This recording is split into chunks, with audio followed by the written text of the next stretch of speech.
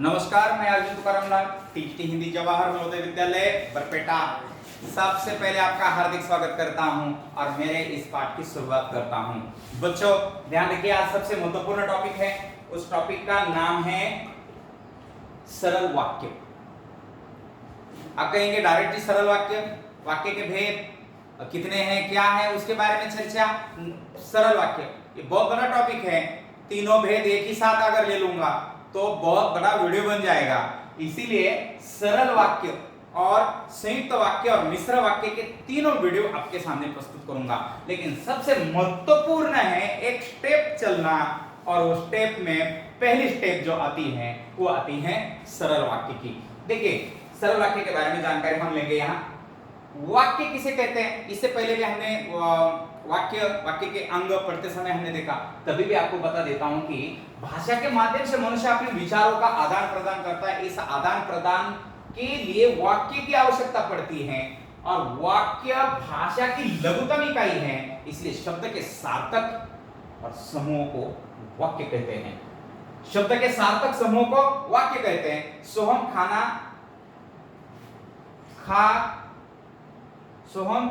खा रहा है। अब देखिए, प्रिंट मिस्टेक है, सॉरी। सोहम खाना खा रहा है। ये जो वाक्य है पूर्ण अर्थपूर्ण वाक्य है।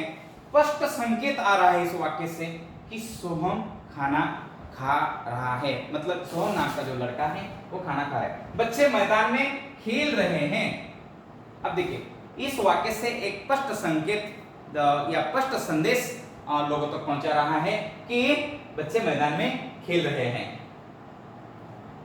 भाषा में या वाक्य की परिभाषा हम देते हैं। पद या पदबंधों से बनी भाषा की सबसे छोटी इकाई। वाक्य की परिभाषा, पद या पदबंधों से बने भाषा की सबसे छोटी इकाई जिससे किसी विचार, भाव या संदेश को व्यक्त हो या संदेश का व्यक्त होना हो, उसे वाक्य कहते हैं। अब अगर आपको वाक्य की परिभाषा देनी है, भाषा की सबसे छोटी इकाई वाक्य है, ऐसे भी हम वाक्य की परिभाषा दे सकते हैं। लेकिन वाक्य तो तभी है कि जिससे किसी विचार, अपने अंदर के विचार, अभिव्यक्ति, भाव, संदेश व्यक्त होना है, उसे वाक्य कहते हैं। अब देखिए, विचारों को पूर्णता और स्पष्टता से प्रकट करने वाला सार्थक और व्यवस्थित पद समूह वाक्य कहलाता है। यह सबसे महत्वपूर्ण परिभाषा है कि नहीं? ये अच्छा लग रहा है। विचारों को पूर्णता और स्पष्टता से प्रकट करने वाला सार्थक और व्यवस्थित पद समूह वाक्य कहलाता है। माँ ने खाना बना लिया है। इस माँ ने खाना बना लिया है, इस वाक्य में पूर्णता है। एक तो वाक्य पूर्ण है और स्पष्ट है कि माँ ने खाना बना लिया है। वाक्य की विशेषताओं में वाक्य भाषा की सबसे छोटी इकाई है। वाक्य की विशेषता, वाक्य से किसी विचार या भाव या संदेश व्यक्त होता है। वाक्य निर्माण पदों या पदबंधों के योग से होता है। वाक्य का उचित पदक्रम होता है, कर्ता, कर्म, क्रिया। ये आपके रिवीजन के लिए दे रहा हूं, ये इससे पहले आप पढ़े हैं, लेकिन आपके रिवीजन के लिए दे रहा हूं, तब जाकर मैं सरल वाक्य आपको पढ़ा सकता हूं। रचना के आधार पर वाक्य और उसके भेद। आगे हम अपने मुख्य टॉपिक के ऊपर आ गए। अभी रचना के आधार पर वाक्य के भेद। रचना के आधार पर वाक्य के भेद कितने हैं? 3। कौन से? सरल वाक्य, संयुक्त वाक्य और मिश्र वाक्य। क्या क्या है बोलो? सरल वाक्य, संयुक्त वाक्य और मिश्र वाक्य। तो आज हमें कौन सा वाक्य पढ़ना है? सरल वाक्य। जिस वाक्य में एक ही उद्देश्य, अभी ध्यान रखो, यश, जिस वाक्य में एक ही उद्देश्य और एक ही विधेय हो, उसे सरल या साधारण वाक्य कहते हैं। क्योंकि संयुक्त वाक्य और मिश्र वाक्य पढ़ते समय भी हमें इसका जिक्र आना है। तो देखिए, जिस वाक्य में एक ही उद्देश्य और एक ही विधेय हो उसे सरल या साधारण वाक्य कहते हैं। पर सरल वाक्य में एक ही मुख्य क्रिया भी होती है। वाक्य सरल वाक्य की विशेषता ये सारी, जैसे बच्चों ने गीत सुनाया, बच्चों ने गीत सुनाया। देखिए, उद्देश्य और एक ही विधेय। अब ये भी एक है, ये भी एक है, ठीक है। बच्चों ने गीत सुनाया है और मुख्य क्रिया होती है वाक्य में एक ही मुख्य क्रिया, कौन सा? सुनना का रूप सुनाया, सुनना, सुनाना, सुनवाना, ठीक है नहीं। अब सुनाया तो क्रिया भी कौन है? एक ही, मुख्य क्रिया एक ही है। तो इस अर्थ से देखा गया तो ये सरल वाक्य का उदाहरण है। मां ने बच्चों को बुलाया था, मां ने बच्चों को बुलाया था। अब देखिए, इसी में भी कर्ता के साथ साथ मुख्य क्रिया बुलाया था। नेहा कपड़े धो रही है, नेहा कपड़े धो रही है, इसमें भी सेम ऐसा ही है। तो ये सारे उदाहरण, ये 1 2 3 जो उदाहरण हैं वो उदाहरण सरल वाक्य के उदाहरण हैं। पर सरल वाक्य के बारे में महत्वपूर्ण बातें जानना बहुत आवश्यक है। सरल वाक्य के बारे में अगर हम जानेंगे तभी पहचान लेंगे कि ये सरल वाक्य कैसा है, क्या है सरल वाक्य में। रचना की दृष्टि से एक उद्देश्य और एक विधेय वाले वाक्य सरल वाक्य कहलाते हैं। ध्यान दे दो, सरल वाक्यों में एक ही समापिका क्रिया होती है। जिन क्रियाओं पर वाक्य समाप्त हो जाता है ऐसी क्रियाओं को समापिका क्रिया कहते हैं। ये जो बच्चे या जो छात्र, या इससे अधिक आपको जानकारी लेनी है, बच्चों मैंने सरस्वती पब्लिकेशन का जो व्याकरण बुक है उसके आधार पर ये पीपीटीज बनाया गया है। अगर आपके पास है तो आप सीधा वहीं से भी पढ़ सकते हैं। जिन क्रियाओं पर वाक्य समाप्त हो जाते हैं ऐसी क्रियाओं को समापिका क्रिया कहते हैं। इसका जिक्र आपको आगे आने वाला है। जैसे मां ने बच्चों को बुलाया था, जिस वाक्य में एक क्रियाबंध होता है उसे सरल वाक्य कहते हैं। देखिए, जिस वाक्य में एक क्रियाबंध होता है उसे सरल वाक्य कहते हैं। जिन वाक्य में एक से अधिक क्रियाबंध आते हैं उन्हें जटिल वाक्य भी कहा जाता है। देखिए, जिस वाक्य में एक से अधिक क्रियाबंध आते हैं उन्हें जटिल वाक्य कहा जाता है। एक क्रियाबंध वाला वाक्य सरल वाक्य है। सत्य बोलो, प्रगति करो, 2 क्रियाबंध है इसमें। सत्य बोलने वाले की सदा विजय होती है, एक क्रियाबंध है इसमें। ये देखिए, वाक्य समझो, सत्य बोलो, यहां क्रिया है बोलो, प्रगति करो, करना, यहां भी क्रिया है, मतलब इसमें 2 क्रिया है, क्रिया 2 है, 2 क्रियाबंध। एक क्रियाबंध वाला वाक्य क्या होता है? सरल होता है। यहां सत्य बोलो और प्रगति करो। अगर इस वाक्य का प्रकार अगर आपको जानना है तो कौन सा प्रकार है? तुझे पढ़ा है सर ने ना, कौन सा प्रकार है?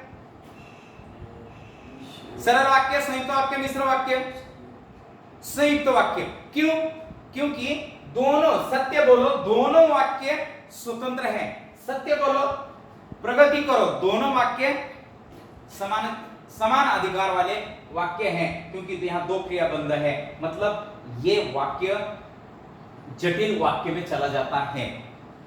सत्य बोलने वाले की सदा विजय होती है, ये क्रियाबंध है, मतलब ये वाक्य सरल वाक्य में आ जाता है। क्योंकि बहुत बार ऐसा है कि आपको सरल वाक्य का संयुक्त करो और संयुक्त वाक्य का सरल करो, ऐसा तो रूपांतर तो है।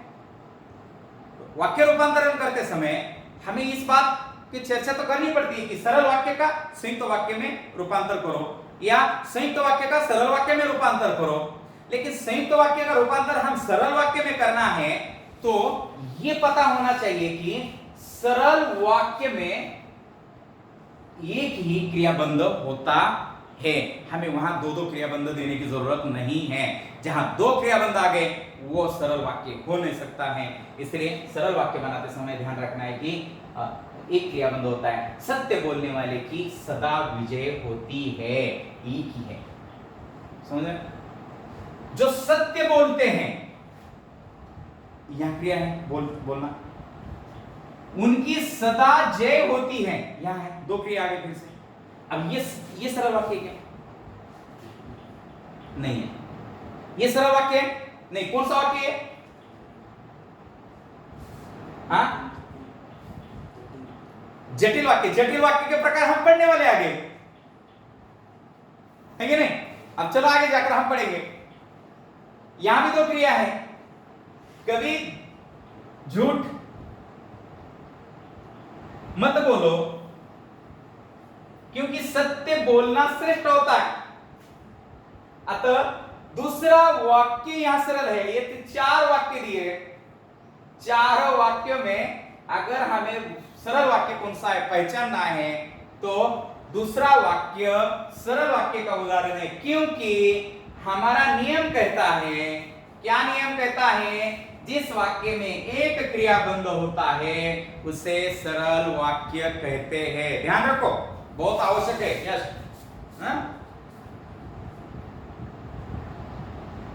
दो या दो से अधिक वाक्यों को मिलाकर एक सरल वाक्य बनाया जाता है। ऐसा होता है क्या? होता है ना? दो या दो से अधिक वाक्य भी हो सकते हैं। इसे वाक्य संश्लेषण भी कहते हैं। ये आपके पाठ्यक्रम में नहीं है। एक दो तीन वाक्य होते छोटे छोटे, तीनों वाक्य से एक ही वाक्य बनाया जाता है। देखिए मूल वाक्य, अध्यापक ने पाठ लिया। दूसरा वाक्य, अध्यापक घर चले गए। ठीक है, अध्यापक ने पाठ लिया, अध्यापक घर चले गए। दोनों वाक्यों को मिलाकर एक सरल वाक्य बनाया जाता है। अब कैसे वाक्य बनाया जाएगा? पाठ पढ़ाकर अध्यापक घर चले गए, है कि नहीं? बन गए कि नहीं? दोनों वाक्यों को मिलाकर एक ही वाक्य बना दिया। और ऐसी क्रिया को या इस क्रिया को दो या दो से अधिक वाक्य से एक सरल वाक्य बनाने की क्रिया को क्या कहते हैं?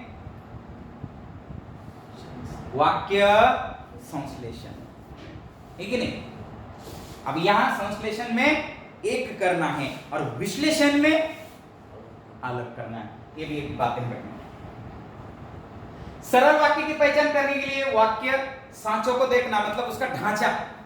जैसे मूर्ति बनाते समय एक उसके पास एक ऐसा ढांचा होता है, उसमें वह जो भी मटेरियल, कच्चा मटेरियल है उसमें डाल देता है और कुछ दिनों के बाद निकलता है तो बहुत सुंदर सी मूर्ति बनकर तैयार होती है। वैसे वाक्य का भी हमारा एक ढांचा है। वाक्य रचना का भी एक हमारे कुछ नियम है। उस नियम को मैंने यहाँ दिया है। ज्यादा ये नियम याद रखने की जरूरत नहीं है, सिर्फ आपको देखने के लिए दिया है। और देख लीजिए कि वो किस प्रकार के नियम है। कर्ता जमा क्रिया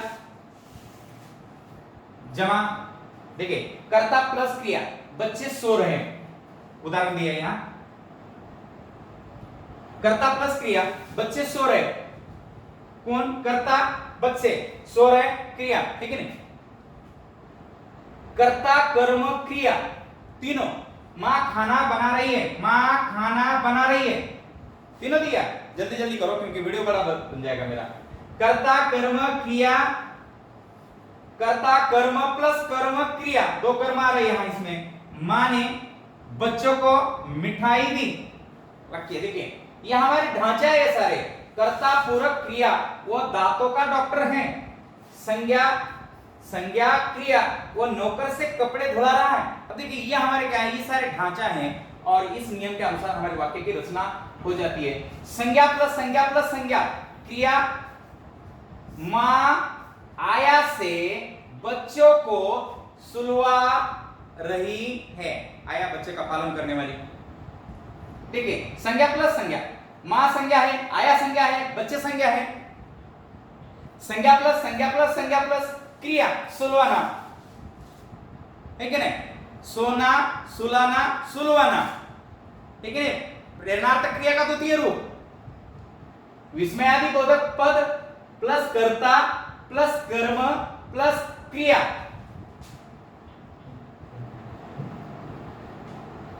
क्रिया, अरे तुमने खाना खाया, देख लिया।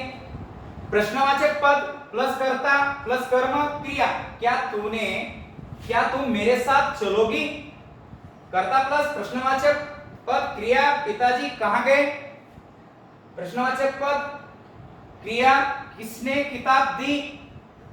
ये देखिए, आपको ये सिर्फ समझने के लिए है, आपको वाक्य रचना कैसी होती है उसके बारे में जानकारी मैं यहां दे रहा हूं बस।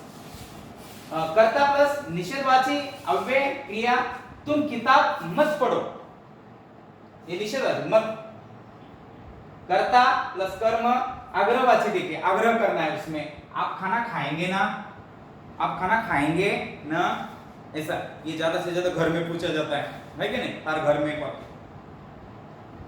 जिस प्रकार अर्थ की दृष्टि से वाक्य के प्रकार होते हैं उसी प्रकार सरल वाक्य भी बनते हैं, ये भी और ध्यान रखो।